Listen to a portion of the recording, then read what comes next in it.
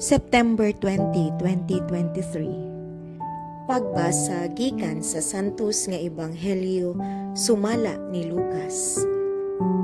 Si Jesus miingon ngadto sa katawhan, karon sa unsa ko itandi ang katawhan ni ining panahona? Sa unsa sila nahisama?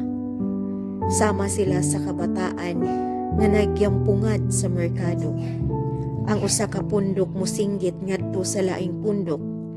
Gitugtog nga namo ang huni sa kasal, apan wala kamo musayaw. Giawit namo ang alawiton sa paglubong, apan wala kamo magminatay. Mianhi si Juan nga magbubunyag ug nagpuasa siya, ug wala mo inom og bino, apan kamo miingon, giyawaan siya.